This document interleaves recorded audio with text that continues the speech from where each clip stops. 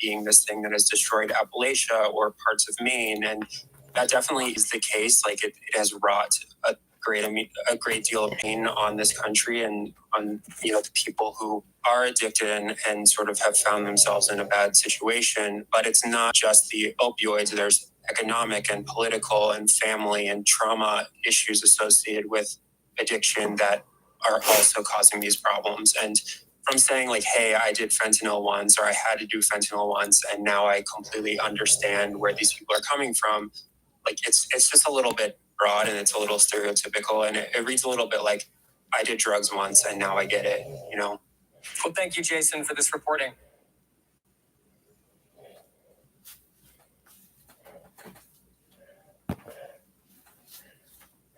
In the meantime, tonight, the Kyle Rittenhouse trial continued today in Wisconsin. In a move that surprised lawyers everywhere, Rittenhouse took the stand in his own defense.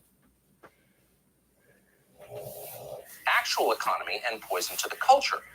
The rest of us might be happier and more prosperous if they became truck drivers or moved to Paraguay.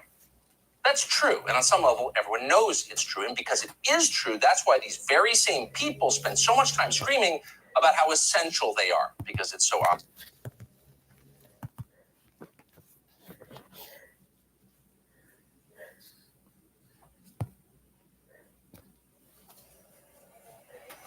Has there ever been a stupider person? That's a metaphysical question. We can't answer it within the confines of a cable news show. But just assess the text of what he said. The administration boasts it will spend $1.75 trillion and will do so without raising taxes. How do you do that? It sounds like magic. Well, here's how they do it. They print the money out of nothing. So that means $1.75 trillion new dollars dumped into. We scour the internet for weird video to show you. And the other day we came across this, the weirdest we've seen in a while. It's from Microsoft, which at one point was a company outside Seattle that made mediocre software. Now it's some kind of religious movement, apparently. Anyway, this is from Microsoft, internal. Watch. Hello and welcome to Microsoft Ignite. We've got a big day ahead and lots in store for you. First, we want to acknowledge that the land where the Microsoft campus is situated was traditionally occupied by the Sammamish, the Duwamish, the Snoqualmie, the Suquamish, the Muckleshoot, the Snohomish, the Tulalip, and other Coast Salish peoples since time immemorial. Really? Have you paid royalties to the Muckleshoot people for building your stupid campus on their land? Probably not. You think mentioning their name gets you out of the obligation? I don't think so, Microsoft. We'll talk to you later. But on to the rest of the video, which got even weirder than that. Watch. I'm a Caucasian woman with long blonde hair, and I go by she, her. I'm a Caucasian man with glasses and a beard. I go by he, him. I'm a white woman with short brown hair, wearing a navy and floral blouse and dark jeans. I am a tall Hispanic male wearing a burgundy shirt and some blue jeans. I'm a white man. I'm wearing a polo. That was fucking nice.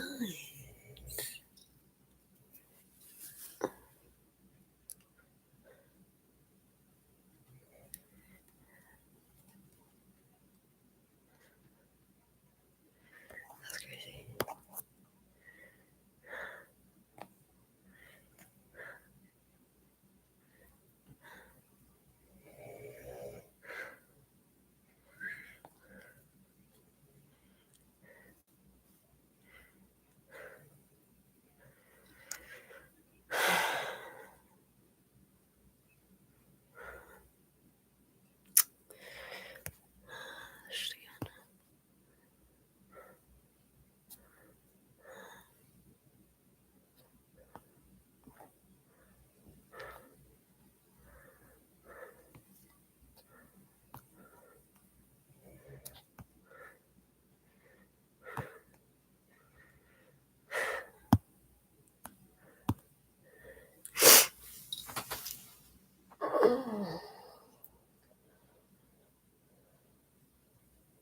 The year is 1950. For the first time since the start of the Industrial Revolution, people are moving out of the cities and into the suburbs, as they came to be known. The median home sold in the United States cost $7,400 in a time where the median household income was $2,900 per year, overwhelmingly earned by a single worker, it should be added. At this time, the average house only reflected just over 2/3 the average household income. Therefore, it was not unreasonable to expect that some people could pay these homes off within a matter of years. But they didn't. Interest rates were relatively low during this post-war period, so there wasn't much pressure to make extra repayments, and more so than that, housing just wasn't seen as a major expense. The average cost of a new car at this time was around $2,000. So if a family had 2 cars in their driveway, it was not that uncommon for the cars to cost more than the house, especially in places like the Midwest where home prices were lower than the coastal states. Of course, 2 cars at this time was still a bit of a flex, so this situation wasn't the norm, but fast forward to today and it sounds almost totally ludicrous. Picture an average home in a nice suburb on the outskirts of Chicago or Seattle. Maybe even consider the same in Vancouver, Sydney, Auckland, or if you want to get really crazy, London. Unless those cars parked in the driveway are Lambos, you are not getting anywhere close to these 2 assets lining up on price. And I know what you might be thinking. Yeah, house prices have become more expensive. Tell us something we don't know. And I get it. But this comparison might be more important than you think. Housing affordability has once again become a huge issue in the light of the pandemic. Spurred on by the need for more personal living space, aided by the convenience of working from home, people are once again moving out of the cities and into the burbs, driving up prices. But is this all for the best? Well, the answer to that question is not as simple as you would think, and to properly answer it, we must first understand a few important arguments. What was driving up house prices before the pandemic? What has been driving up house prices during the pandemic? Is this price growth actually a bad thing? And finally, what would be an ideal solution to all of this? Is there a market outcome that benefits everybody? This video was made possible by Trends. As an economist, I like to stay up to date with the latest micro and macroeconomic changes like new and disruptive technologies, and that's really what Trends is all about. Trends employs a team of analysts who send you data about things that need to be on your radar, like 3D printing, emerging marketplaces like the work-from-home economy, and much more. Stay tuned until the end to learn more, or try it right now for an entire week, or for just $1 by going to trends.co/EE. If you don't find your $1 million idea by day 6, you can cancel your subscription worry-free. Link is in the video description below. Now, if we go back in time to the 1950s again, we will see that there was a few things that pushed people out of living in city centres, where they were predominantly renters, and into the suburbs, where they were predominantly homeowners. A big issue that can't be overlooked in the United States particularly was the so-called era of white flight. The predominantly white middle class abandoned inner cities in favour of suburbs because they were seen as safer areas to live in. And by safer, well, we mean more white. We will probably make an entire video on this subject very soon because it's almost as fascinating as it was terribly misguided. By the way, this whole process was accelerated by a few key developments. The interstate highway system, developed after World War II, allowed people to use their new acquired cars to commute quickly and easily over great distances into their place of work every day. Just a few decades prior, and getting out of the city and into the country would have involved catching a train if you were lucky, or a horse-drawn carriage if you weren't. Obviously not something that was feasible for most people's daily commute. This was the same everywhere in the Western world, and other nations like Australia, Canada, and even the UK did what they do best and followed the trends set down by the United States to trade in metropolitan townhouses for a quarter-acre block and a white picket fence. This all had an impact that would seem very strange to us today. It made housing more affordable. 2 decades later, in 1970, the average home in the US was $17,000, which is, of course, more than what it was in the 50s, but not by much. In fact, it only really kept up with inflation during this period. For contrast, the median salary at this time had almost tripled to $8,700 a year, which meant that the average house was less than 2 times the average household income, and many people were buying houses that cost less than their annual salaries. Why? Well, because there was more supply. Urban sprawl had taken hold and houses were being popped up everywhere. What's more is that the demand didn't really come along with it. Populations were 2/3 of what they are today, and the idea of investing in real estate wasn't exactly mainstream.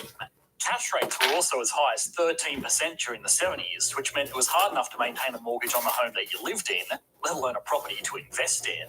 Real estate was simply a commodity.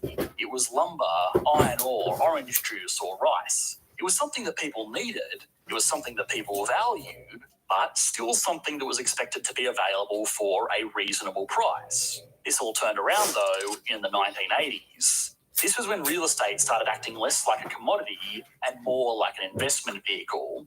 A few things changed in the 1980s. People once again started looking to move back into the cities, and proximity to city centres became a mark of prestige for certain suburbs. This was accelerated by a massive defaulted real estate sell-off following the recession of 1981, tempting people to make the leap into buying up some fire sale properties as their first speculative investment into real estate. All of this was made easier with the widespread adoption of Louis Ranieri's mortgage bond. This was the start of a trend that saw house price growth completely divorce itself from wage growth.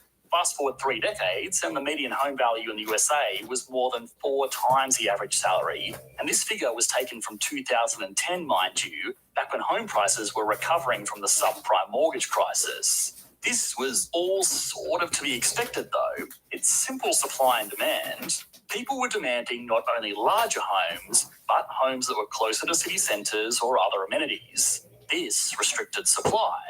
The widespread adoption of 30-year mortgages, lower interest rates, higher incomes, and the institutional push by the finance industry to write more and more loans increased the demand.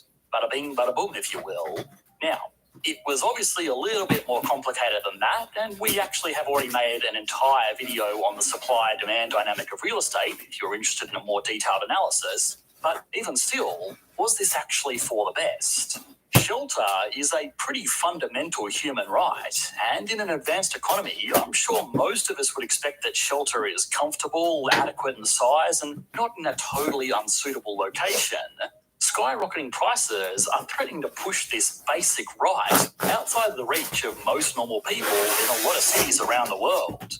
In my own backyard here in Sydney, it was not uncommon to see news stories of 10 students or more living in a 2-bedroom apartment to share in astronomical rental prices. Likewise, just across the pond in Auckland, average house prices rose by over 20% just last year, meaning that even a young couple earning average salaries and somehow saving 100% of their income towards a deposit would actually be going backwards as the dream of home ownership speeds away from them in a speculative flurry.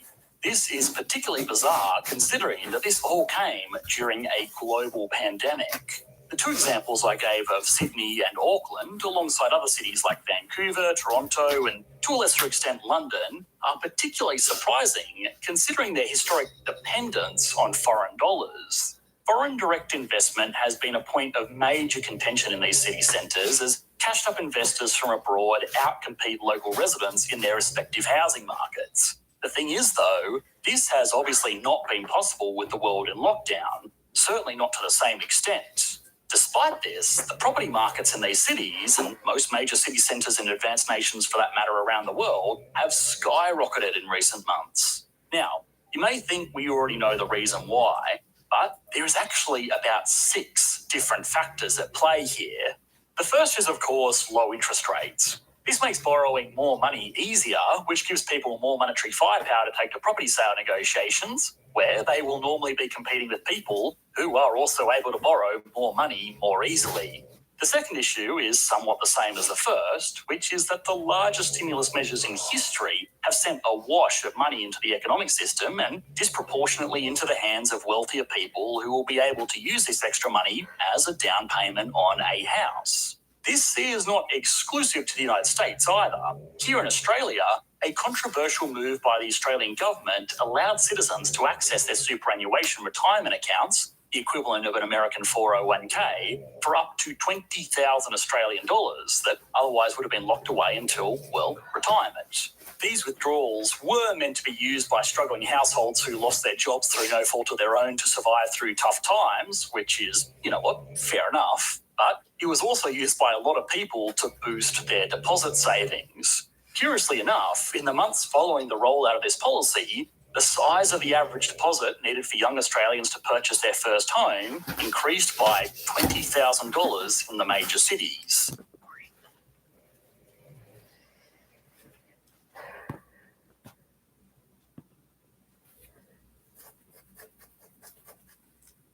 A customer freaks out after she sees a dog in the restaurant where she is eating dinner. It's disgusting to have an animal inside of a public restaurant. But that's not any dog. You can see the Great Dane is wearing a vest that reads PTSD service dog. The Great Dane's master is a military veteran. He's alive because he fought for our country. Congratulations! My husband, Dad, fought for the country. So what? It's still nasty to me. The customer walks out, but returns, and the argument continues. It's my opinion, and it's not going to change. You ain't going to change it. You.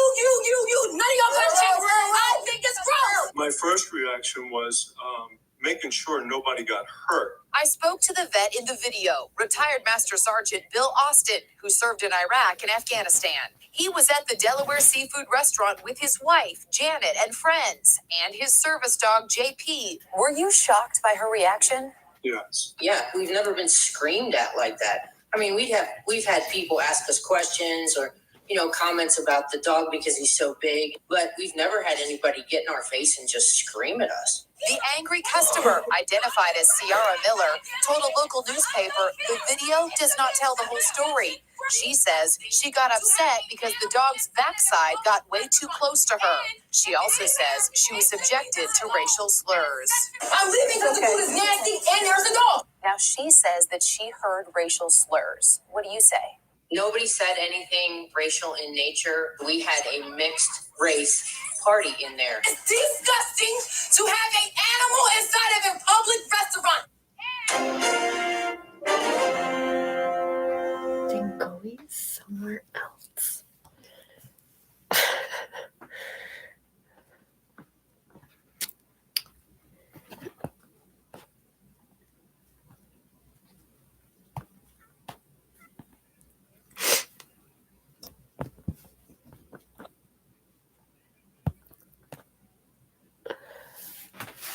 A man by the name of Ethan Schmidt walked into a Target and decided it would be a great opportunity to heckle workers over the fact that they were carrying an item that he did not like. Let's watch. Hey, do you guys support the satanic pride propaganda? Yeah, both. You support it? Satan and pride. You support Satan? Mm-hmm. What's God going to think of that? I don't believe in God. Wow. So you Did think you need help with something? you support the propaganda that's targeting the kids? There's nothing targeting kids. It's all over kids' TV shows. It's all over. They're targeting Kids can kids. choose who wear whatever they want. Do you support the sexualization of kids through pride propaganda by Sir, corporate? is there something that we can help you with? I'm just asking people questions. What about you, sir? Do you support this? Any questions, but if you're here to cause any disturbance in the store, I'm just asking questions. Do you work for you're Target? disrupting. Do you work Yes, for Target? I do actually. Where's your name tag? I am the undercover loss prevention. Oh, okay. So I'm just asking questions. So do you support this satanic propaganda? I'm not Like she answering does? your questions. What you need to do is you either need to leave the store. God will judge you guys. God will judge you guys. Now, Ethan Schmidt, unfortunately, has kind of made a hobby out of going into various businesses throughout Arizona to harass employers and employees over mask mandates. In fact, there was an example of him going into a wig shop that serves people who are undergoing chemotherapy. And so they want people to wear masks because those going through chemotherapy treatments have a compromised immune system. But it didn't matter. He went in there and harassed them over that. And I'll give you more details in that story in just a minute. But Cenk, I don't know. I mean, pride paraphernalia. I mean, doesn't that sexualize children? Okay, so a couple of obvious things that because our media is broken, people don't point out. One is, no, things are not 50-50. A big percentage of the right wing hates gay people. I mean, they think being gay is the equivalent of being satanic. Now, is that all Republicans? No. Is it a giant percentage of Republicans? Yes. Yes. They're constantly talking about, gay people are the problem, and trans people, oh my God, what if they go to a bathroom? They shouldn't be allowed to go to bathrooms, right? No, so they don't pretend you don't hate gay people when you do. And if you're gay and you're voting for Republicans, don't pretend that you're not voting for evil people who hate you. You are. You say, hey, my taxes are more important to me. My greed is more important. That's fine. Okay. Just own it. Own it. Oh, he doesn't represent all Republicans. Really? Not all, just as I said. But does a majority of a majority of Republicans make similar points about how trans people, gay people should not have the same rights. They should be able to adopt. That's a giant Republican talking point. It's the whole party. The question is, are they more subtle about it, or do they just go for satanic talking points like this guy, right? And look, the second part of it is, for those of us who are not fundamentalists, this stuff is so crazy we don't know how to respond to it, right? Yeah. Like, my invisible friend told me to hate gay people, and I believed it, so I go around just trying to inspire hate against gay people all throughout my life. It goes, look, yes, I think what you're saying is valid, right? I'm not trying to minimize it, but I think in this particular case with Ethan Schmidt, he made a name for himself by going into businesses and harassing people over mask mandates. If you notice in this video, no one's wearing masks, right? This is in Arizona. They don't have a mask mandate anymore. So this Target obviously has people walking around without a mask. So what is Schmidt going to now shift his focus onto to continue putting out his stuff, right? His videos and all. He's, now he's going to focus on stuff that's being sold at a business that he doesn't like. And I just want everyone to understand something. I think this is more of a clout thing for this guy. And I wish that he would understand that he is harassing workers in the middle of a labor shortage, in the middle of a political climate where they're already dealing with all sorts of abuse. They're overworked. In many cases, they're forced to engage in mandatory unpaid overtime. And when I say unpaid, they're not getting overtime pay for the extra hours that they're forced to put in. Like, just leave people alone. Let them do their jobs. And I get it. You're desperate for attention. Congratulations, you're getting it right now. But the other thing I just wanted to note is the thing I'm getting really tired of is the right wing becoming the arbiters of how we all live our lives. I'm sick of it. You don't like the gay pride shirt? Then don't buy the gay pride shirt. Move it along, Eric. Ethan, move it along, okay? Don't look at it, don't buy it, but you don't get to dictate what I get to buy or what I like. We're supposed to have freedom in this country, but they get to decide what kind of history we teach our students in public schools. They get to decide, the political makeup of school boards. They get to decide what gets sold at a Target. They get to, no, you don't get to decide. This is a country with people with all sorts of different backgrounds, beliefs. Don't go into a freaking wig store that serves cancer patients and yell at the owners of that wig store because they're implementing a mask mandate. Like, how selfish, self-absorbed, and narcissistic can you possibly be? Yeah, and it's the same entitlement complex that all the right wing has. I don't like gay people, so I demand that everyone else not like gay people. What a weird demand. No, right? Sorry, bro. It's called sad day for you, as Jake would say. Yeah, it's also called freedom. So that's the second point, which is that guys like him are the most un-American people in the whole country. They say, we do not want equality. We don't want it. We want gay people to be treated differently than straight people. We don't want them to have the same rights. We want Americans separated into two different camps, one to have more rights than the other. Well, then you're against the whole idea of America. You never read the Constitution. You never read the Declaration of Independence. You're an un-American traitor to this country. So that's also a fact. And then finally, cancel culture is terrible. This shirt needs to be canceled. Somebody cancel this shirt. I want this shirt canceled. The right wing never makes any sense. Dude, I get it. You're trying to build a name. Go build something substantive. All right? And, do the work. These petty little pathetic like stunts, publicity it's just stunts. And it's like it's annoying because there's a bunch of copycats who do the same thing. It's like they got their phone ready and they're looking for the next thing to be aggrieved about. For all the heat that the left gets for engaging in outrage culture, can we just take a step back and look at all the outrage that the right wing engages in? That's all they ever do. Oh my God, some girl went on a track team in the middle of Missouri. Outrage, outrage. Oh, they're teaching that slavery was racist now. Outrage. Okay, they're a bunch of little babies crying around, go, why aren't I superior to you? Well, dude, you only got yourself to blame for that.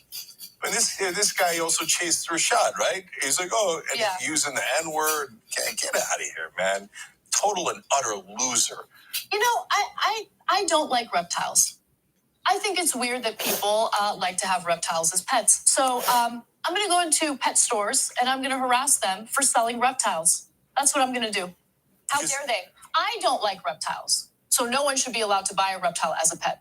That's it, period. End of story. This is America. So I get to dictate what kind of pet you have. I only like dogs as pets. So therefore, you can only have a dog as a pet.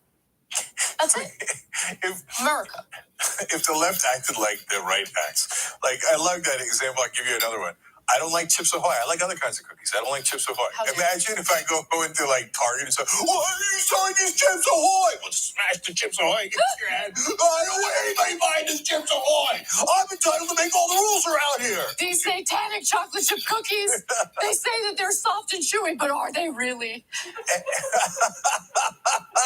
And is chewy even good in the context of chocolate chip cookies? Okay, and then. Guys, last thing on this is they say,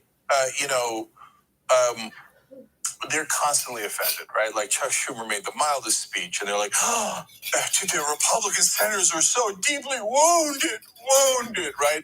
And we're offended at this, we're offended at that, and family values, morality, all this stuff.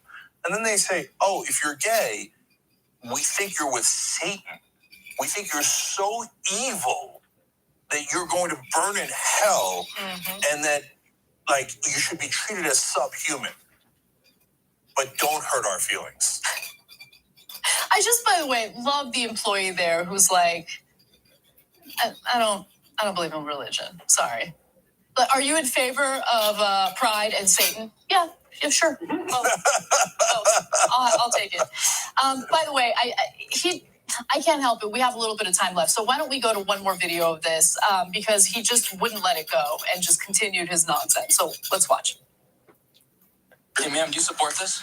What did I just say? Do you support pride propaganda? Whoa, I'm buying this. Whoa, let's go, man. You're not buying it. I'm going to buy it and burn it. Okay, that's your choice. You can totally do that. Well, what I said is you need to leave. You can't ask anybody any more questions. You can't disrupt. Freedom of speech. Call it, please. Do you want me to? Yeah, call him. Okay. Trespass me. I don't care, dude. Clearly. You think I care if you trespass? I've done this 1,000 times. And then later he got shut down by other customers and embarrassed himself further. It's just, listen, Schmidt, get it together. Get it together, boy. I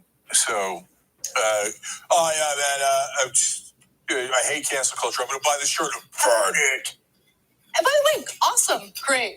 They're like, oh, good. At least you're buying it. What do we care what you do with it at home? It's totally irrelevant to us. He's like, I'm going to call the police. I don't care about the police. By the way, Blue Lives Matter. What? By the way, I don't know about any of his other political views. So we're just kind of like stretching a little here, but I wouldn't be surprised. Yeah, he's a right winger. You kidding me? If you tell him cops should become like, Blue Lives Matter, I hate black people. Right? And they're like, oh, we're calling the cops on you. I hate cops. They don't want to arrest white people. Anyway, it doesn't matter. You saw the videos. You can just judge them on the videos. Cuckoo for Cocoa Puffs. But a giant percentage of the Republican Party agrees with them. Thanks for watching The Young Turks. Really appreciate it. Another way to show support is through YouTube memberships. You'll get to interact with us more. There's live chat emojis, badges. You've got emojis of me, Anna, John, JR. So those are super fun. But you also get playback of our exclusive member-only shows and specials right after they air. So all of that, all you got to do is click that join button right underneath the video. Thank you.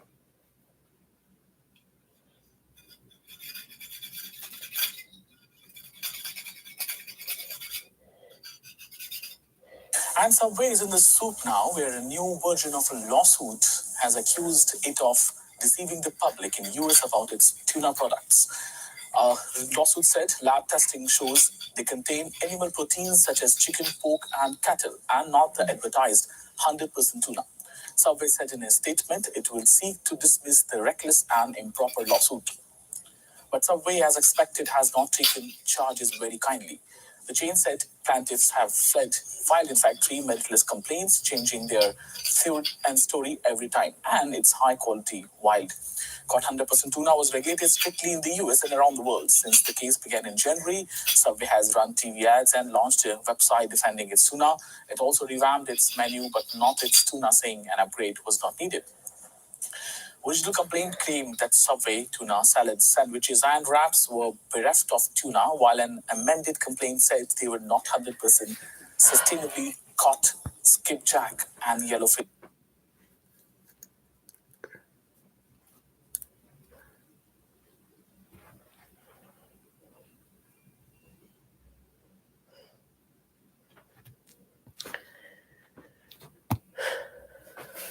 You seem to have more of a business approach to this problem. You're using the carrot instead of the stick to get the doctor to take on a bigger workload. Is that a good analysis of your philosophy behind this bill? Because people thought you would use perhaps fines or impose a quotas on the doctors, and you're not going that far. Well, I think I'm using a management approach.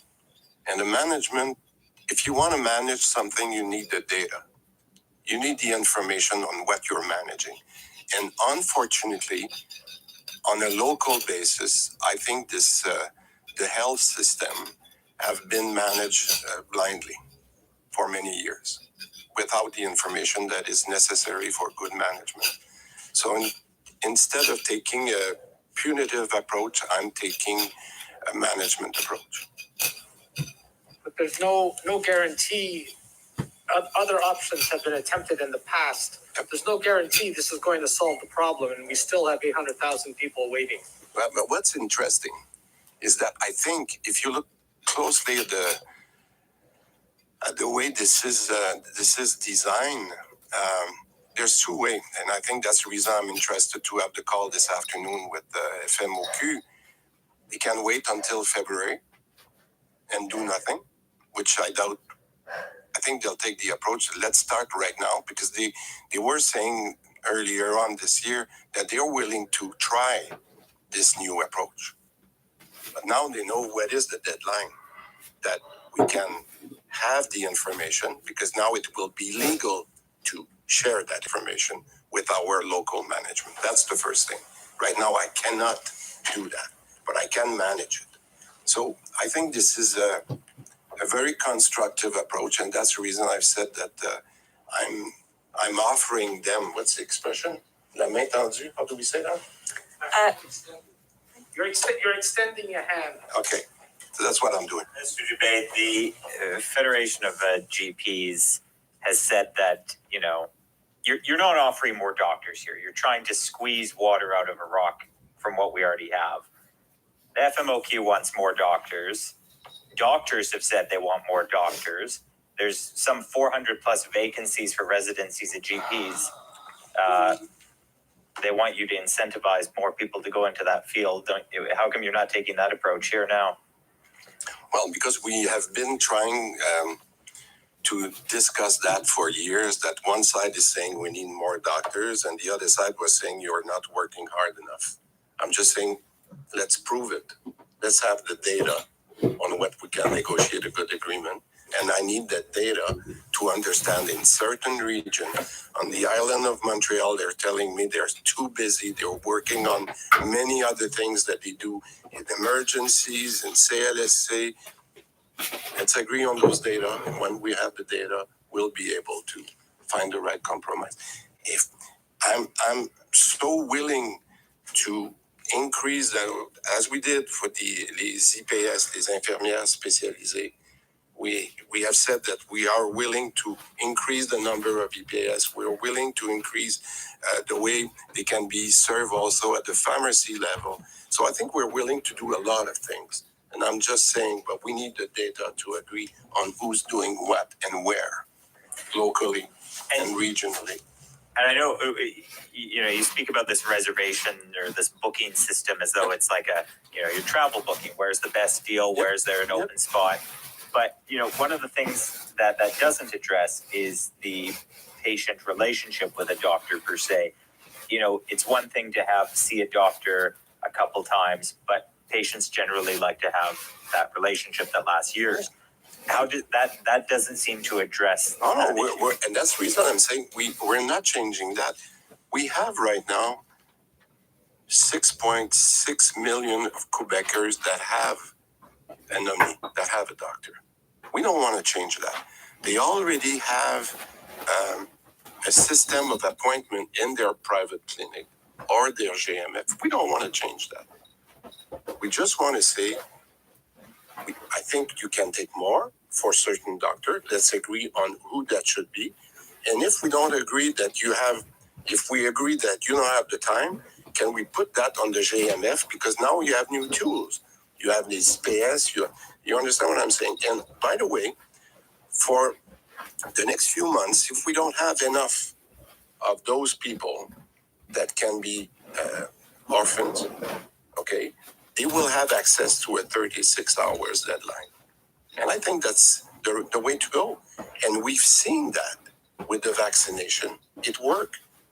We have put, and again, I'll say, the Quebec company that we've used, Click Santé, to do the job has done a fantastic job. Remember, at one point during the summer, we were taking 100,000 appointments per day. This is peanut of what we're trying to do with Rendez-vous Santé. I mean, we proved that's doable. The technology is there. We want to do it regionally. I think we're ready to go to another step the way we serve patients.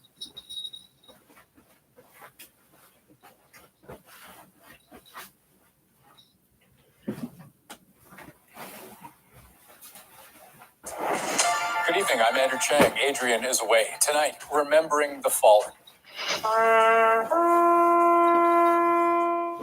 Honoring the sacrifice and resilience of those who served. As a newer generation grapples with Afghanistan's difficult legacy. Part of our soul is still in that country, and will be with us to our graves. The changing face of Remembrance Day. What's behind a concerning jump in COVID cases? This is not a blip. This is something that's going to be sustained for a little bit. And the holidays are right around the corner. Do you have your snow tires on yet? Why you might wait a bit longer this season. 1 medium double. And just how much sugar is in your morning beverage. I think people are addicted to sweet. The worst offender, like eating 2 scoops of ice cream. This is The National. Remembrance Day is special every year as Canadians pause to honor those who have served this country and reflect on their sacrifices. And this year, people were able to do that in a way that is both familiar and we've learned fragile.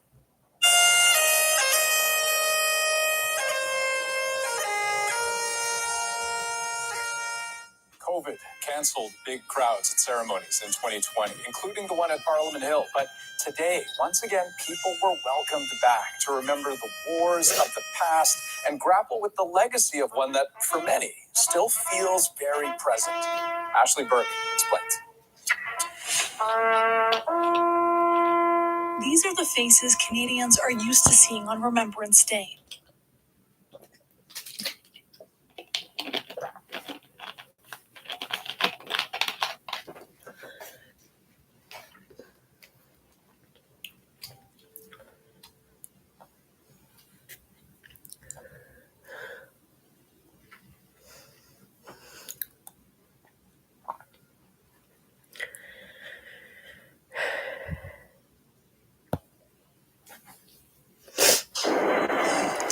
And turning to COVID-19, Alberta is now using a new drug in its fight against the virus. Starting Tuesday, COVID-positive, unvaccinated seniors and some transplant recipients are able to get sotrovimab if they want. It's meant for people with mild to moderate symptoms, and the province says it will continue to offer the treatment to those at risk for the most severe outcomes.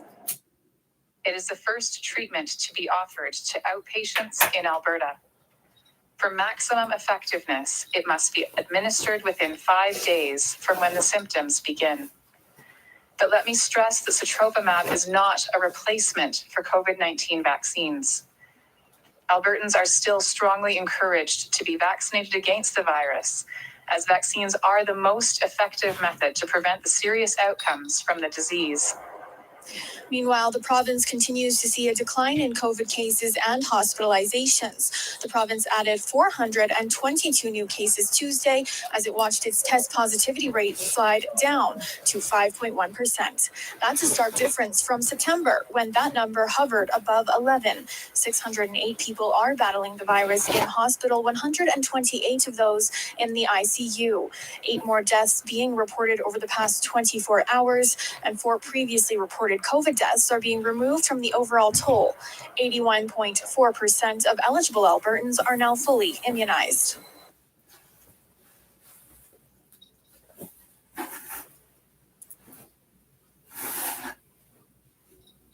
As the United States welcomes back vaccinated Canadians.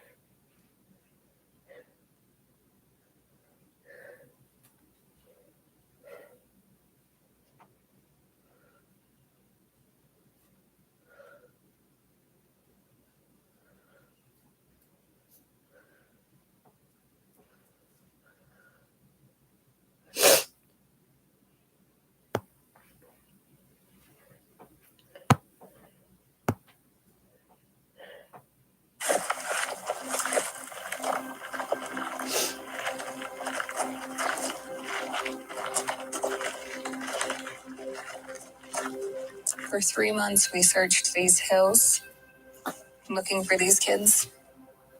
We had multiple airplanes to cover the land because it's so vast. Once there was no sign of them, we just had this feeling that they weren't above ground. In December 2018, Bill Powell started searching for his son, and Amanda Hunt started searching for her niece. The teenagers had gone missing in the small mining town of Eureka, Utah. Pretty positive that you were murdered here. She nailed next to the hole there, and then... And he lured him in. The bodies of 17-year-old Breezy Ottenson and her boyfriend, 18-year-old Riley Powell, were eventually found. They'd been stabbed and thrown 100 feet into a mine shaft near the town. Police charged a man named Jared Baum with the murders. He has a long criminal history and is accused of kidnapping and killing the teenagers in a jealous rage after they visited his girlfriend. The case is now part of a debate over what justice looks like in a state that's wrestling with the death penalty. When they first brought us to the prosecutor's office, they explained everything to us. They said that he could possibly die for what he did. Or they asked us what we wanted. And what did you say? Capital punishment. Death penalty, for sure. There's no rehabilitation that would work for him because he's proven that nothing works. So why keep babying him? Just take care of business. The trial is set to start early next year, and Baum is pleading not guilty. State prosecutors did initially seek the death penalty, but then in September, the county attorney overseeing the case had a change of heart. Seeking the death penalty seemed the right decision at the time, but upon further reflection, I am convinced that its costs far outweigh its benefits to the community as a whole. How did you feel when you found out the prosecutor would no longer be seeking the death penalty? I mean, I feel he works for us, and it's not his right to make that decision. He believes that the death penalty is wrong, and there's probably a lot of people that do. But I feel it's not his right to be able to take that away from us, because he didn't lose nobody. We did. There's never truly justice because justice would be getting the kids back. For me, it's not about vengeance. What's right is right, what's wrong is wrong. The law states we, the people, can decide if there's capital punishment, and that's being taken away. And that's not fair. I have had a tortured relationship with the death penalty. I found myself completely uncomfortable with the power that I have as the elected prosecutor. When people say, well, the government has decided to seek the death penalty, what that means is some guy, in this case me, lying awake at night, staring at the ceiling, thinking, should I seek the death penalty or shouldn't I? The death penalty is used as leverage, as a bargaining chip, to say, listen, if you'll plead guilty to life in prison, we won't seek the death penalty. We won't kill you if you don't make us prove the allegations that we're making against you. That's a huge moral issue in my mind. Do you have a moral opposition to capital punishment itself? Do I think that it is immoral for the government to kill someone? Yes. Yes. I don't think we have enough minutes on this program to delve into that. I mean, it's a very simple question that's at the core of this issue.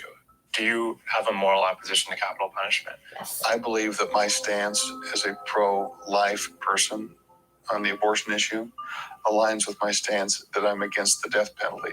And I believe that it's up to God to decide when we die. Yes. What about the victims' families who want to seek the death penalty, who were told initially that the state would seek the death penalty, and now they feel like the rug has been pulled out from underneath them? My heart aches for every victim. The criminal justice system doesn't have the capacity to heal hearts and wounded souls. And so what I say to all victims of crime is, if you choose to try to heal from this trauma that's been done to you, please find a way to do so outside the criminal justice system. Your healing will be so much more complete if you seek healing elsewhere. Yeah. Utah is one of the most Republican states in the nation, and abolishing the death penalty isn't exactly a winning issue here. The state even brought back firing squads in 2015, but the debate is shifting. I'm not sure that it's really a conservative virtue to say that the government should be killing someone. Dan McKay is a Republican state senator. He's co-sponsoring a bill that would repeal the death penalty and replace it with a sentence of 45 years to life. 26 states no longer use capital punishment. If Utah joins them, it would be the first conservative state to do so in nearly 50 years. Do you think there's a particular way to convince Republicans to repeal the death penalty as opposed to Democrats? I think Republicans are definitely more focused on the fiscal issues and the difficulties that come as a result of the appeals process. And on average, it's taking between 20, 25 years, maybe 30. I don't think people realize how long it takes for the death penalty to be carried out versus life without parole or even life with 45 years. These people will go on and die in ignominy where they belong. Utah lawmakers have tried unsuccessfully to repeal the death penalty before, but the cost of carrying out a death sentence has gone way up, giving Republicans in the state house a more practical argument. Studies consistently show the death penalty cost taxpayers more than life in prison. Between 1997 and 2016, Utah spent roughly $40 million on death penalty cases that resulted in just 2 death sentences. It's a lie. The death penalty and its function does not fulfill its intended purpose. The other part of this is we've all kind of as a society watched how this works, where the victims largely are forgotten in the process. More times than not, they're going to be drugged through a long process and the person is going to die in prison of their own accord. One of the strongest voices for repealing the death penalty in Utah is herself a relative of a murder victim. This is a picture of her in 1980, and she's so much fun. You can see her personality in her face. Sharon Wright Weeks' older sister Brenda and niece Erica were murdered in 1984. She had just turned a year in this picture. She was 15 months old when she was murdered. Brenda's husband's brothers, Ron and Dan Lafferty, were part of an extremist Mormon cult and claimed to have had a revelation from God to kill them. Weeks was 15 at the time. In the middle of the early morning hours, My mom came downstairs to my sister Jeanette in my bedroom, and she turned the light on and asked me if I was awake. And then I heard this horrible sound, and I realized that it was my dad, and that he was screaming and crying at the same time. My parents just grabbed us and hugged us, and we went into the living room together as a family, and we knelt down in prayer and asked for help. The two brothers were eventually convicted. Dan Lafferty got life in prison. Ron Lafferty got the death penalty. How did you feel when Ron Lafferty was sentenced to death? I thought it was a just sentence. What changed your mind? The fact that it didn't happen. Ron Lafferty committed the murders in 1984. He died of natural causes on November 11th, 2019. This has been my entire adult life. I was drugged right along with him through the appellate process that didn't ever reveal any kind of justice. It was just open-ended. You're shackled to the person who murdered your loved ones. The case became a media spectacle. Ron and his brother Dan claimed heavenly revelation as reason for slashing the throats of their sister-in-law and her baby. The slow torture of showing up at court through appeals and even a retrial turned Weeks against the death penalty. She's now working with lawmakers to repeal it in Utah. Would you support capital punishment if it did happen quicker? Absolutely. The death penalty is a life sentence that costs a lot of extra money and gives a lot of publicity to a murderer. It makes them famous. And it wouldn't have been this way if he had gotten life in prison. A lot of people don't even know there were two men that killed my sister, because you don't even hear about the one that's just spending his life in prison because we never speak his name. I absolutely do not fault anybody for wanting a death penalty. Some of us been here for over 2 years. Mm-hmm. It's lasted, though. Yeah. I was looking at Breezy's Facebook, Riley. He was just saying how much he loved her and how much he was her world, and it was really neat, actually. I'll have to show it to you. This mine shaft represents a place to come for the kids. It's a central point that we can honor them and respect them. Talk to him? Mm-hmm. He talks to them. You don't answer, though. I want to extend a gift to the next family that they won't even understand they've been given. Being able to put the person that so heinously took their loved ones' lives in prison, have them fade into obscurity and never speak their name again.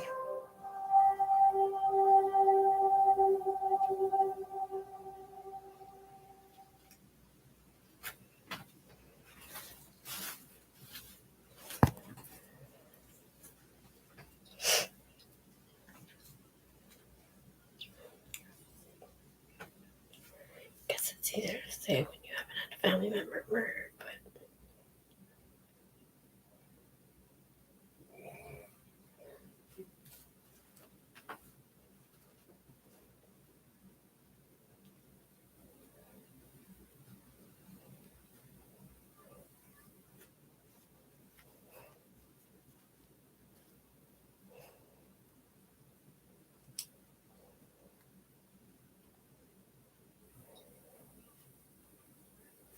to kill myself.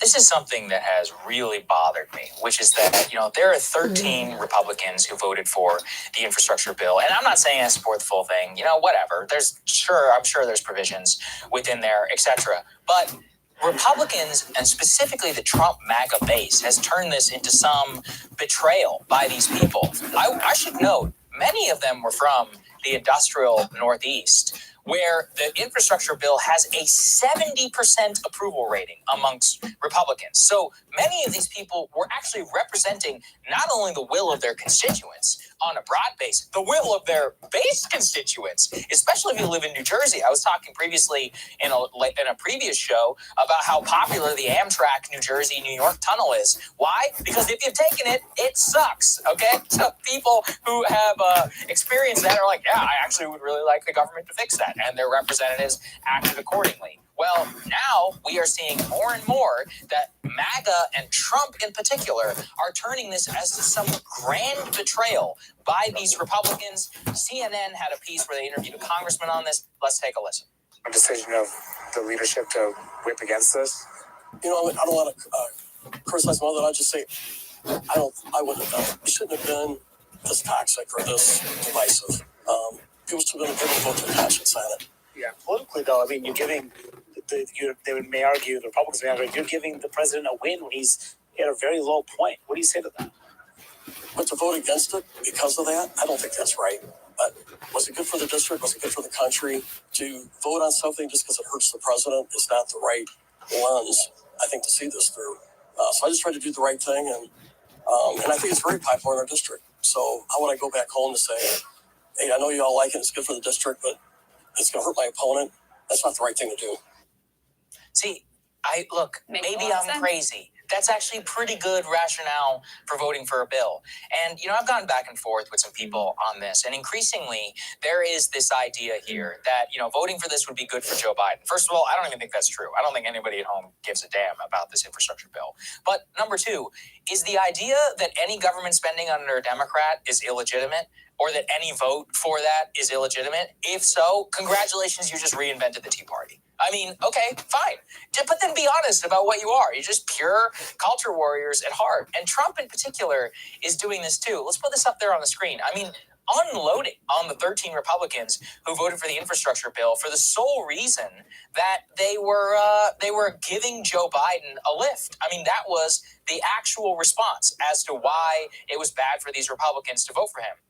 I remember this man and all of the Republicans in this town complaining endlessly about, the Democrats won't support us even though they support this bill or that bill, or, the Democrats are voting against us and their partisanship over country. I mean, this is the same thing. You just reinvented the entire hellish cycle. And if you are establishing a standard, which Trump and the Republicans have now had, which is voting for a bill which is popular amongst your constituents, is bad because it might, and again, might being the operative word, give Biden a win, then you just basically eliminated any chance of any bipartisan democracy whatsoever. Ever. So thank you, I guess, for saying the quiet part out loud. Yeah. I mean, and really what it is, they're like, they're going to nuke the filibuster. Yeah, I wonder why they might want to do that. Like, it's like, maybe if you did show some good faith and vote across the aisle on legislation that your constituents support, and, you're just voting your conscience or whatever, well, maybe we would live in a better country. Maybe they wouldn't want to nuke the filibuster. And I just have to say this about Trump in particular.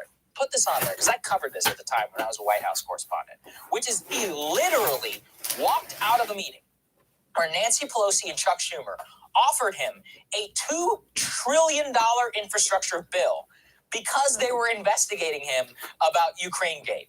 And he said at the time, I will not deal with the Democrats on infrastructure while they continue to investigate me. Okay? So that is what happened whenever they actually did make a deal, or tried to make a deal on infrastructure. This is what happened. They kicked him out of the room over impeachment and more. So you know what? This is the bed that you lay in. I just have no sympathy. And I just can't continue to think about how the standards that are being set here are so hellish and terrible. And also, when you think about it, and next time Republicans are in power, why would the Democrats come across and support you? And they anything. On anything. They complain over and over again. And I see many Republicans say, they wouldn't do it anyway. Well, somebody's got to give first. Well, okay? But I mean, what you're pointing to is they did you try really to can't try. even both sides this one. Right. Because they actually were willing to do something on infrastructure. That's right. And you blew that deal up, right? I mean, over Ukraine. Right. Was it worth it? Right, exactly. Was it worth it? I We mean, still got to quit it. how many times did we have of Infrastructure Week. Yeah, it was during the Trump administration. Total joke. And that's why this is so stunning, because it's so blatant. It's not something where they can say, oh, well, we've never really supported that, or our version of that is different.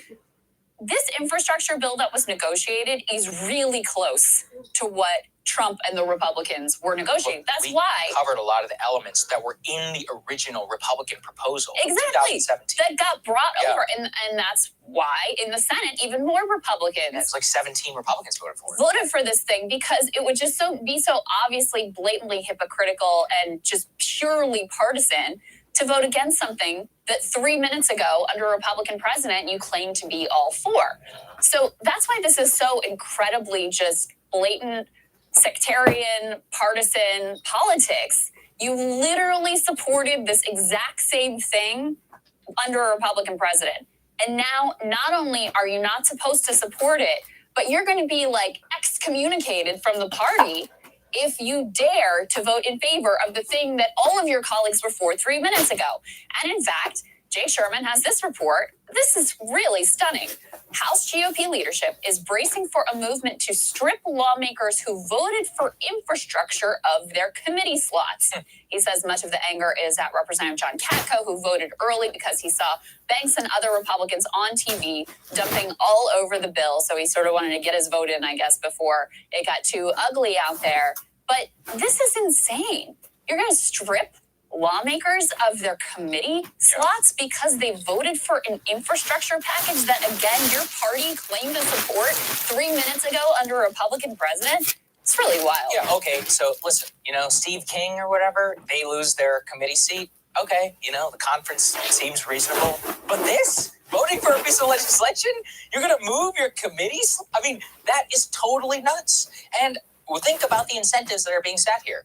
The incentive now is not only if you vote for a bill, no matter what's in the bill, and you give a win to a Democratic president, then you are not only going to get primaried, you're illegitimate. Your colleagues will strike out against you. Imagine what that means for any substantive legislation going forward. This is what happened in the Tea Party, and it nearly nuked the U.S. economy back in 2012 and 2013. Is that really what you want to set? And then here's the other thing. It's all just a matter of mutually assured destruction, because now Republicans are about to have the majority in the House and the Senate, very likely after 2022, and then possibly a Republican president wins in 2024, but maybe things get dicey. Well, what's going to happen in the Senate? You don't have a filibuster proof, and they see what happened last time. Many Democrats are not going to work with you. And as I said, maybe you could claim that they wouldn't do the same for you, but they did try back, a couple of years ago. Yeah, at least wasn't ancient history. Yeah. That was 2019, Crystal, just so people know. Yeah. The infrastructure offer, 2019. That was like 2 years ago, okay? In terms of what was happening. Just again and again, I see this complete reversion of MAGA into just like...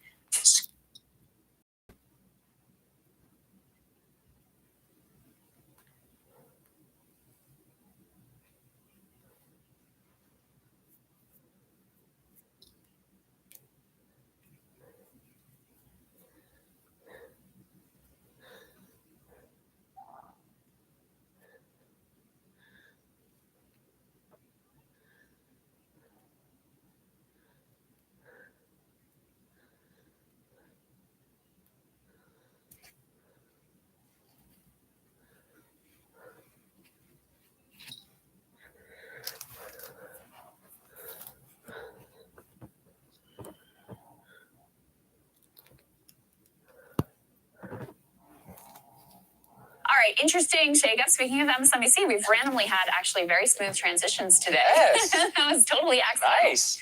Big news. Let's throw this up on the screen. I believe we have a New York Times tear sheet here. Yep. Yeah, Brian Williams says he is leaving NBC News. Of course, I have to read you the first paragraph because I actually thought it was kind of funny. Brian Williams, the square-jawed news anchor, laid low by a fabulism scandal, which is a pretty funny way to say, like, he blatantly lied about some stuff. Straight up lying. Who mounted a career comeback with a, ready for this one, popular talk show on at 11 p.m. on MSNBC. I guess it's all relative. It is more popular than Don Lemon's show over on CNN, so we'll give him that.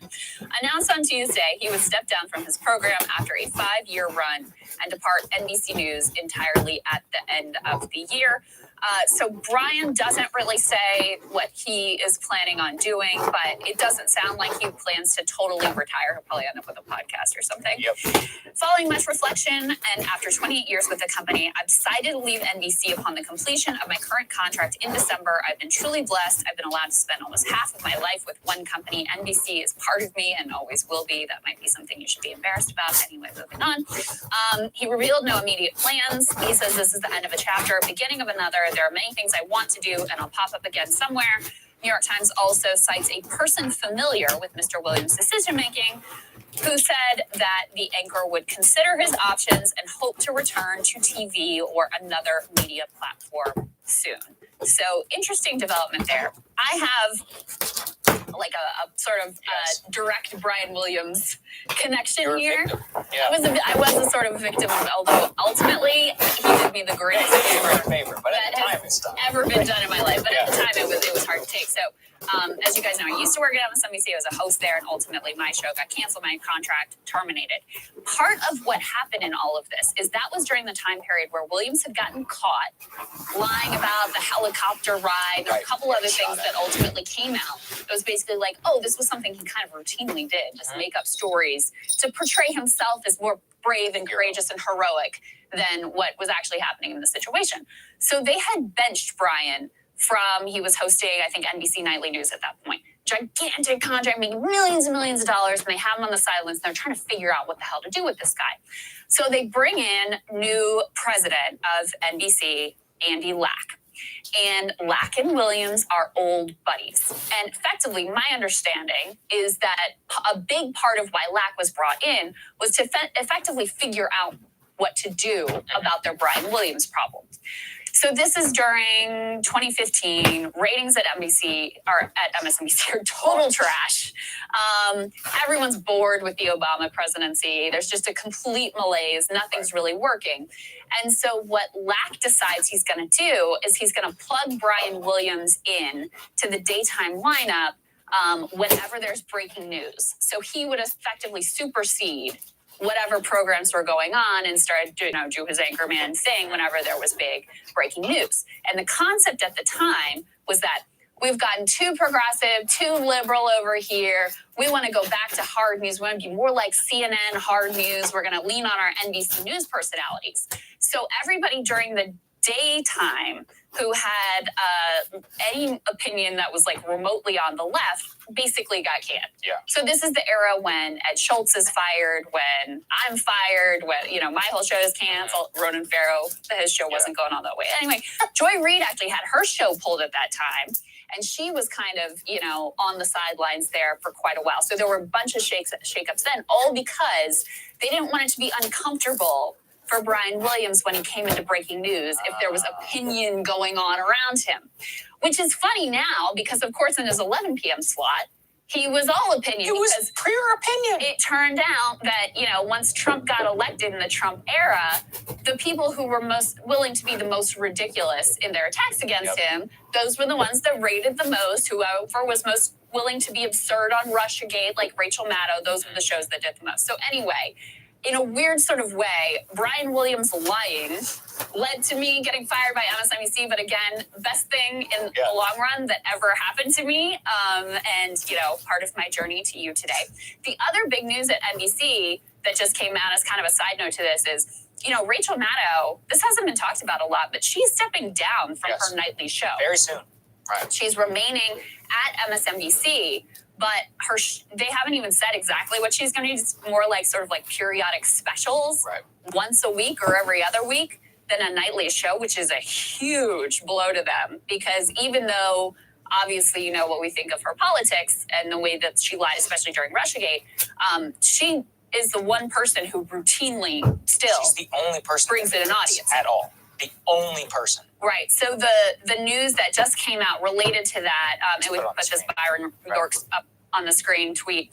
CNN reportedly offered Rachel Maddow $20 million a year to anchor their new streaming service, which is where Casey Hunt is now. And NBC had to effectively offer her more money and to do a lot less. So she turned down that offer. But pretty interesting to see CNN try to make big moves like that to pump up their streaming service, which is almost certain to fail. Yeah, no, it is wild. I do think that this, and the reason I wanted to cover the story was not only to, so you could share what happened, but this is the end for them. I mean, they're big personalities. Matt Lauer, obviously, that didn't work out so well. Brian Williams was, look, whatever you want to say, it was a household name for the time. People knew who he was. He's gone. Now, he's Rachel someone like Maddow, my mom, you would say Brian when she would know who he is. It was a huge thing. Yeah. I knew who he was when I was a kid. And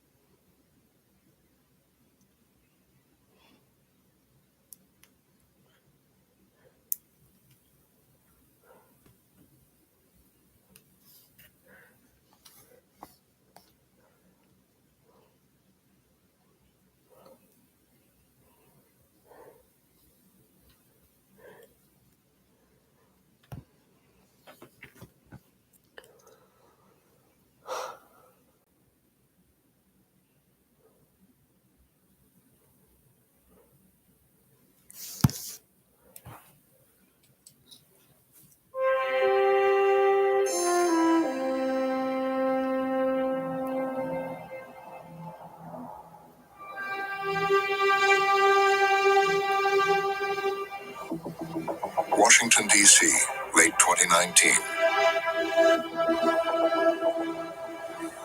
The International Consortium of Investigative Journalists began receiving a trove of leaked documents. In all, nearly 12 million confidential financial files from firms that set up shell companies and offshore accounts for clients seeking to keep their wealth in the shadows. The leaked records are called the Pandora Papers, and they expose a financial system that shields the deals and assets of some of the world's richest and most powerful people. We arrived at the conclusion pretty quickly that this was going to be bombshell material. Bank accounts of politicians that showed tens or even hundreds of millions of dollars worth of assets that had never been publicly associated with these politicians or public figures before.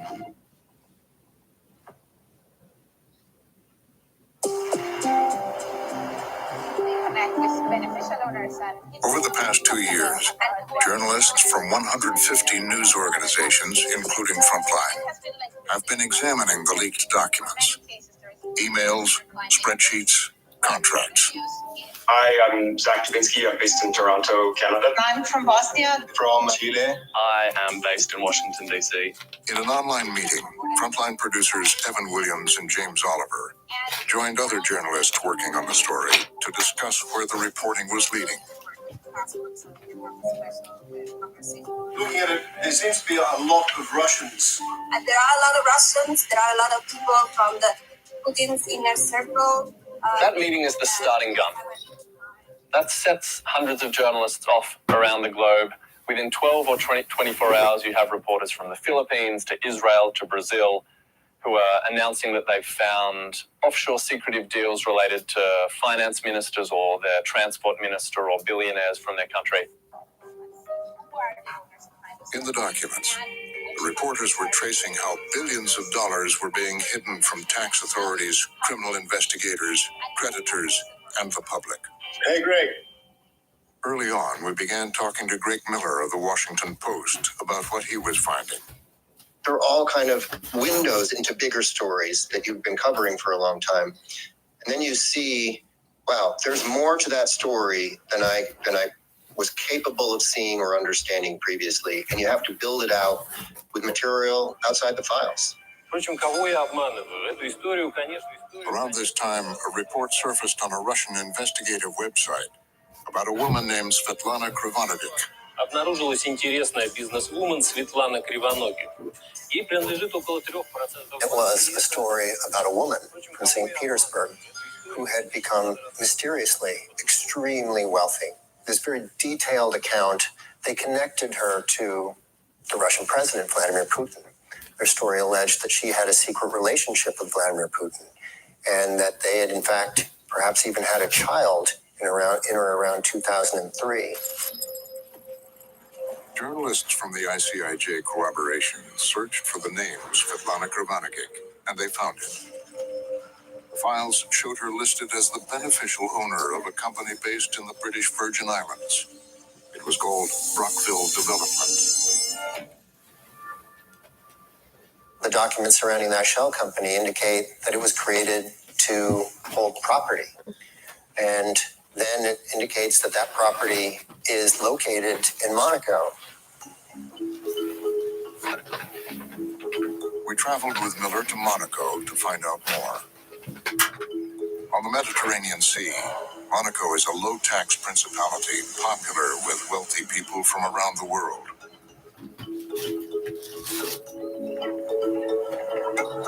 Miller and two other reporters were here trying to flesh out Kravonogic's holdings and her connections to Putin. Jörg Schmidt is an investigative reporter from Germany's Süddeutsche Zeitung. Luke Harding is from Britain's Guardian newspaper and has reported on Putin's inner circle. I kind of know these guys. I spent 4 years in Moscow as the Guardian's bureau chief there. And one thing I do know about them is they're very secretive, especially when it comes to money. Yeah. But also they're rather paranoid. We're here for what I think is one of the most important stories and one of the most fascinating stories in the Pandora Papers. What the reporters were finding in the leaked documents was yielding fresh evidence of how those close to Putin, like Krivonogic, were amassing hidden fortunes abroad. What's happening is that Putin and his friends, his kind of inner circle, particularly friends from St. Petersburg, have become extremely rich, mainly on the back of state resources, oil, gas, things like that. And that they've created these colossal offshore structures where their assets are being hidden. And also that it's being done with help from the West. It's being done by an army of accountants, lawyers, company formation agents in this tax haven and other places.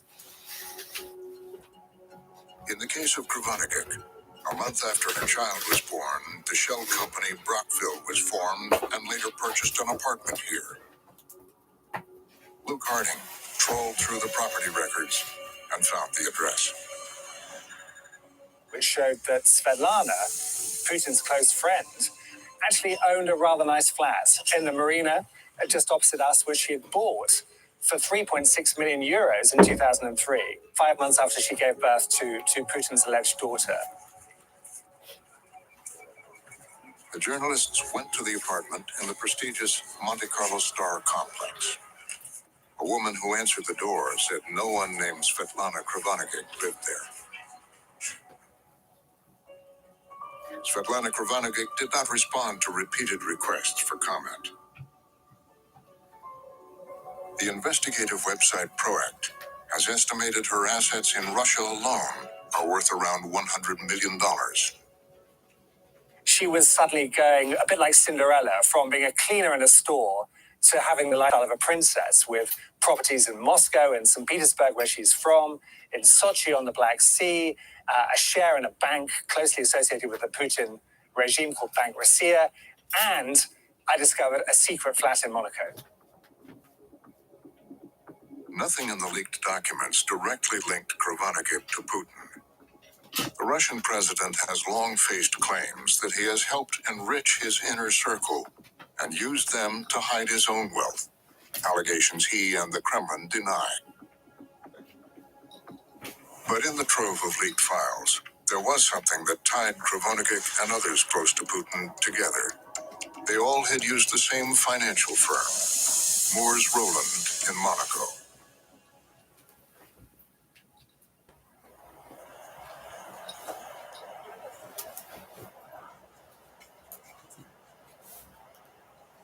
This company here in Monaco has done a lot of work for people who are very close to Vladimir Putin. This company, Morris Rowland, shows up in the documents as one of the companies that work with Putin allies to set up shell companies. One of those Putin allies found in the documents is oil trader Gennady Timchenko. He's a close associate of President Putin and has been accused of using his connections to amass an oil trading fortune estimated at $20 billion. As with Krovanikip, Morse Rowland Monaco helped Timchenko by setting up shell companies used to buy a yacht and jets. And it also assisted in setting up a company that would become part of his oil trading empire. The documents also show that Morse Rowland Monaco set up a shell company for Peter Kolben, a childhood friend of Putin who's since died. He was suspected by U.S. officials and others of holding hundreds of millions of dollars in assets for him. One of the biggest questions about Russia is, how does it work for Vladimir Putin? There's widely held suspicion among financial experts and U.S. officials and Western intelligence officials that he uses something called wallets, basically individuals who he trusts. The supposition is that they are then enlisted to set up accounts holding money that really belong to him. A law firm representing Gennady Timchenko said that he has always acted entirely lawfully throughout his career and business dealings. Moores Rowland Monaco officials declined to comment on the firm's work for clients, citing confidentiality. They said in a statement that at all times it complied with its obligations and applicable laws and regulations.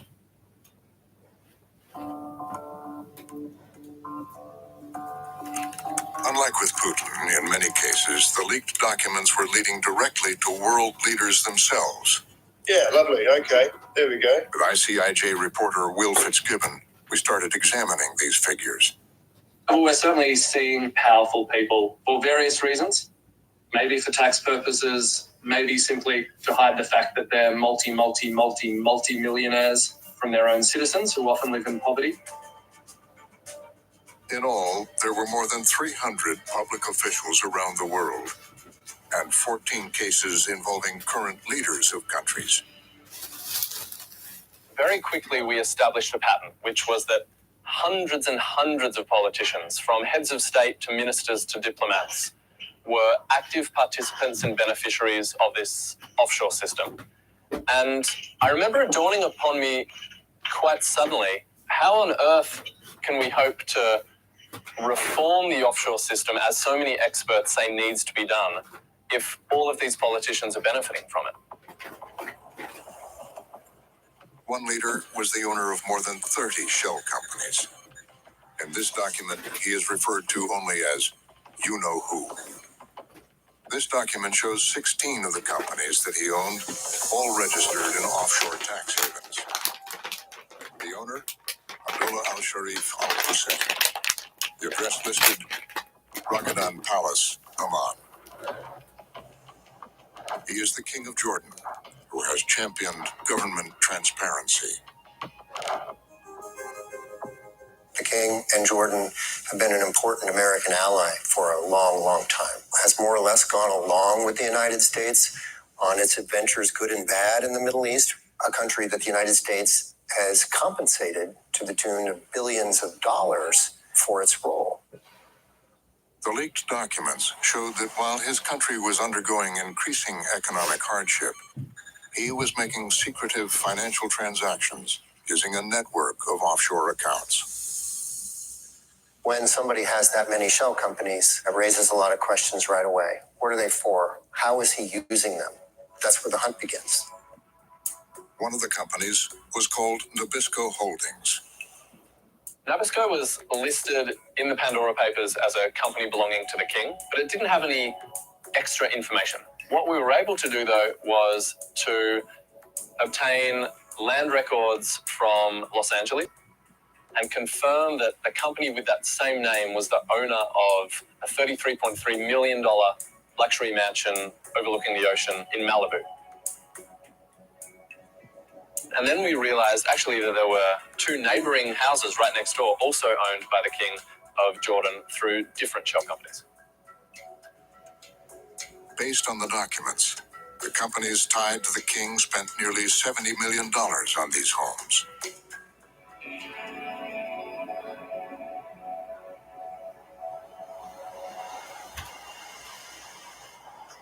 The search for properties owned by the king's companies also led to Washington, D.C., where records show he spent nearly $10 million on luxury condominiums in Georgetown. This is not illegal in any way, and our reporting doesn't suggest that that's the case. I think it's very important for a few reasons. Let's remember that the first property here was bought in 2012 for about $6.5 million.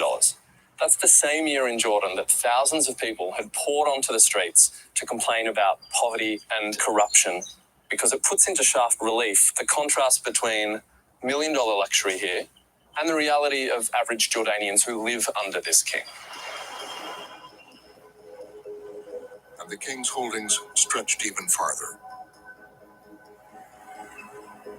In London with Greg Miller, we used information from the leaked documents and property records to find addresses in the city tied to King Abdullah.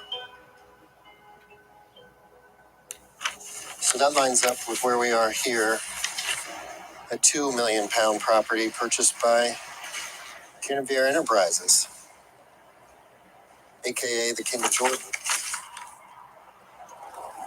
In all, the documents show the king has spent millions of dollars over the past decade through shell companies for real estate here, including $13 million for a collection of apartments near Buckingham Palace. In the end, our investigation revealed that the king had owned more than 30 shell companies and had used those companies to buy property around the world worth more than $106 million. The king is a king, he's expected to have money, but I think what interested so many of us reporters about his secret property empire was precisely that. It was secret. The U.S. provides Jordan with more than $1 billion in aid every year. In response to questions, American officials said the funding is tracked carefully and they've seen no evidence it has been misused. In a statement, the Jordanian royal family said some of the facts were being distorted and exaggerated, but they did not specify what. They also said there was nothing unusual or improper with the king's transactions, and that the homes are for both official and private visits. As for the secrecy, the statement said it's for the privacy and safety of the king and his family.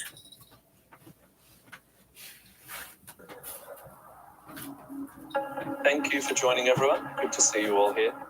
In early 2021, the ICIJ held an online meeting to discuss a new and surprising aspect of the reporting coming from the documents. We finally have some data about the kinds of people who are using secretive trusts that are in the United States. They were focusing on evidence that wealthy people from abroad were using trusts to hide money in the U.S. Interesting. If you find that, take a look. It may be an interesting lead. We began working with Washington Post reporter Debbie Sensiber to investigate. How you doing? It's a little bit overwhelming right now, and it's getting a little bit easier for me as the days go on and I become more familiar with the documents. One of the things that has surprised me most this early on, and I'm just starting and still working at it, is, I always thought this was an issue offshore. This was an issue somewhere else, in the Caribbean somewhere, on an island, perhaps. And what I'm finding and what I'm focusing on at this early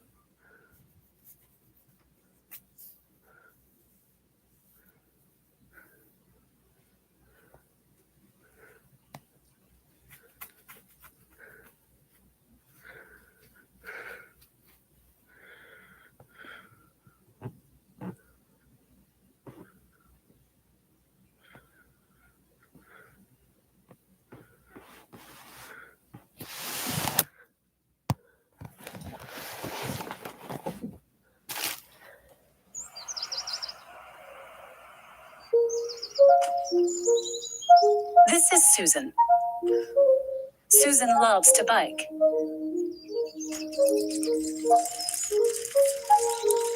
While out for a ride, she falls and breaks her arm. Special cells called neurons send a signal through the spinal cord to the brain, which interprets the signal as pain.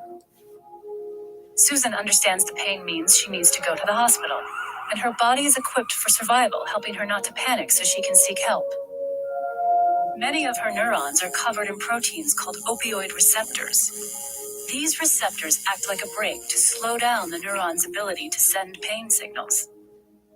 When injured, her body releases natural painkillers called endorphins. Like a key in a lock, endorphins activate opioid receptors, slowing down the pain signal and preventing a panic. Susan gets treated for the broken bone, but 3 months later, her arm still hurts. And now that pain is making her feel depressed and anxious. So her doctor prescribes an opioid painkiller.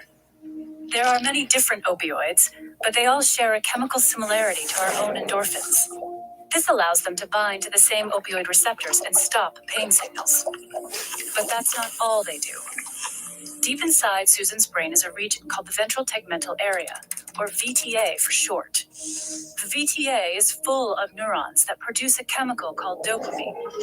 When something good happens, dopamine is released, giving Susan a feeling of pleasure.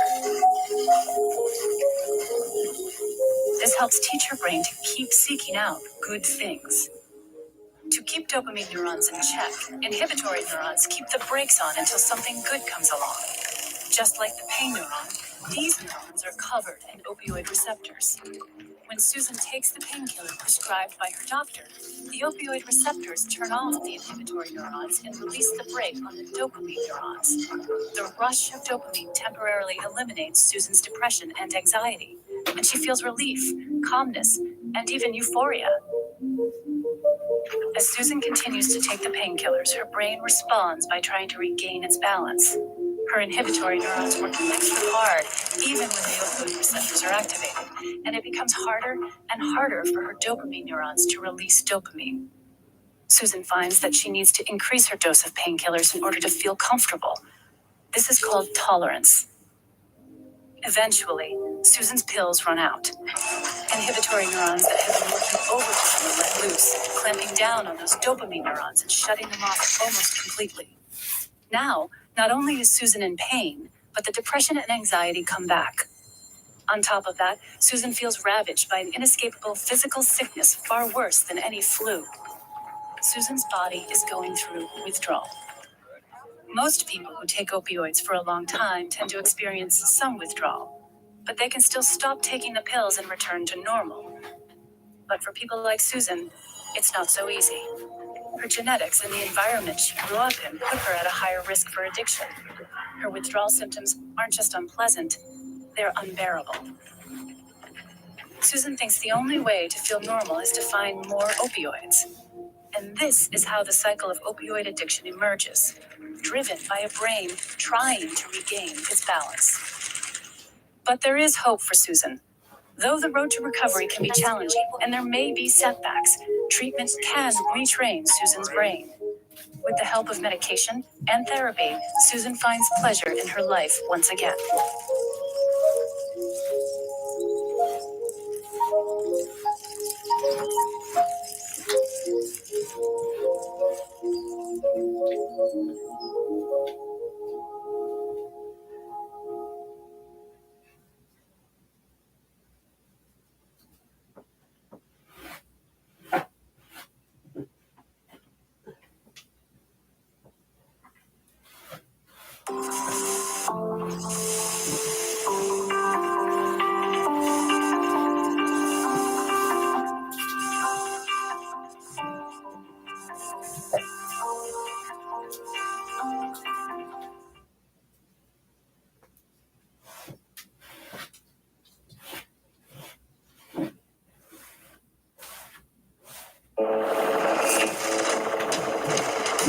$58,000 Americans were killed in the Vietnam War.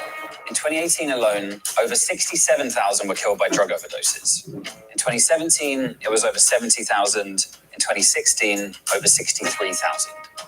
The war on drugs is a Vietnam War every year. Most of these staggering numbers have been driven by what's become known as the North American Opioid Crisis. I narrowed it down to literally 2 overdoses a month. At the rate I'm going, I may not see 32. But how did we get here? How did a toxic mix of the war on drugs and a profit-driven medical system get us to a place where overdoses now kill more Americans than gunshots or road accidents?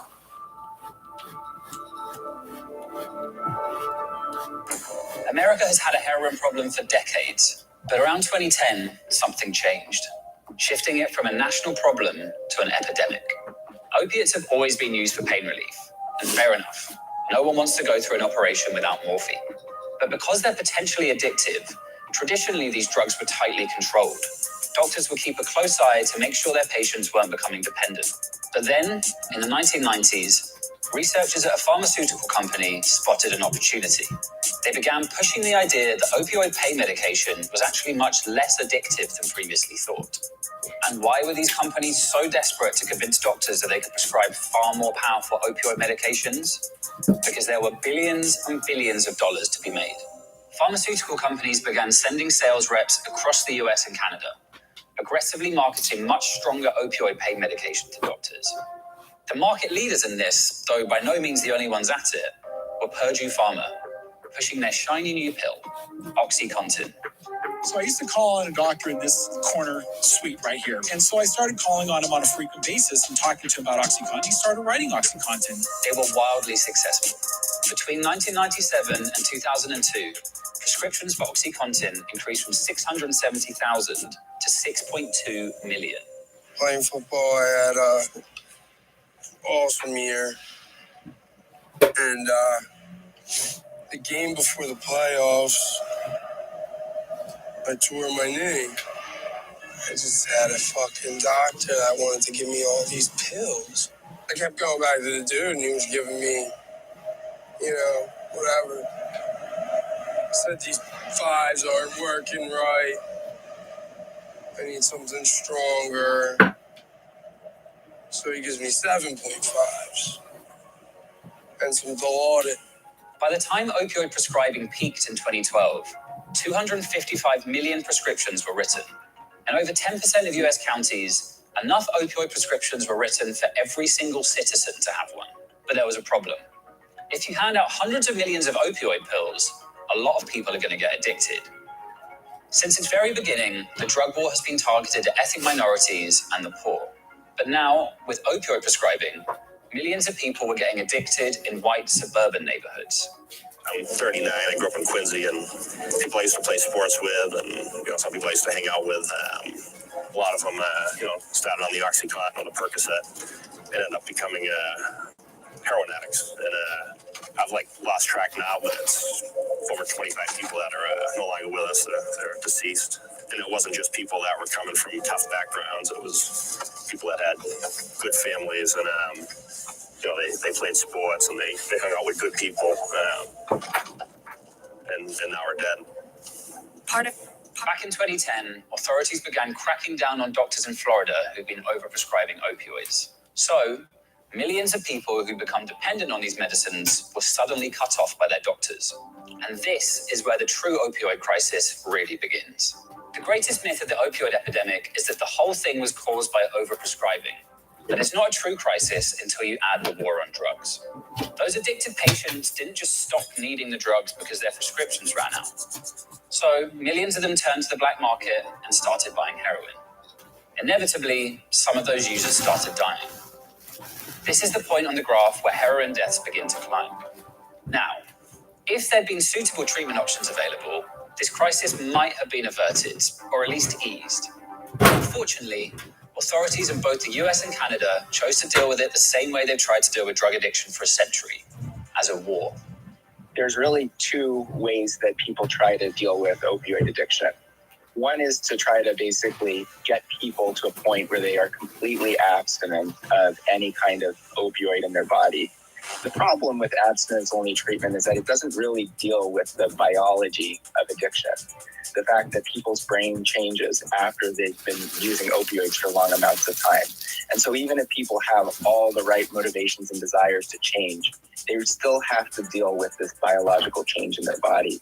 Opioid medications, methadone and buprenorphine in particular, address that biological craving without giving people the experience of euphoria. And medication treatment is absolutely the gold standard for treating opioid addiction. They cut overdose risk in half compared to abstinence-only treatment. There has become this mentality that taking these medications is substituting one addiction for another. Drugs are bad, and the best way to be free of drugs is to completely be abstinent of anything. So it's this just say no mentality. Just say no. Just say no. Just say no. Just say no. Denying drug users effective treatment might seem cruel and arbitrary, not to mention self-defeating, seeing how catastrophic results have been. But in fact, it goes to the very heart of what the war on drugs really is. That urge to dehumanize drug users, to punish rather than support them, no matter the consequences, has defined the drug war since its very beginning. And there's perhaps no clearer illustration of this than the debates around naloxone. So naloxone is the antidote for an opiate overdose. So what happens when somebody overdoses on an opiate? The part of your brain that tells your lungs to breathe turns off. So you're going to draw up the contents of this, pop it into the thigh. By that time, hopefully emergency help will have arrived and you've bought the person a lot of time. Naloxone, or Narcan, is a drug that can save people from an opiate overdose almost instantly. It's like magic. I mean, it's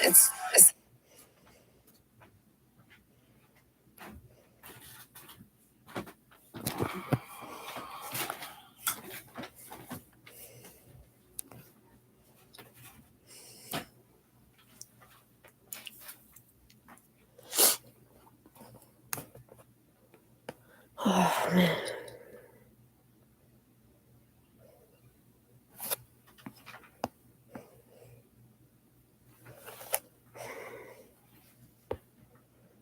Hmm. Hmm.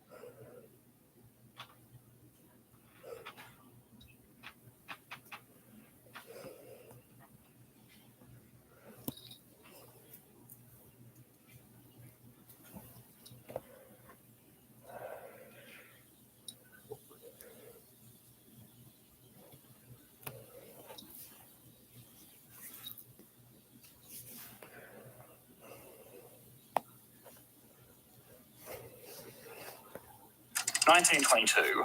Post-war Germany, under the rule of the newly formed Weimar Republic, found itself under significant duress, struggling with the demands of onerous war reparations demanded from them by the victors of World War I.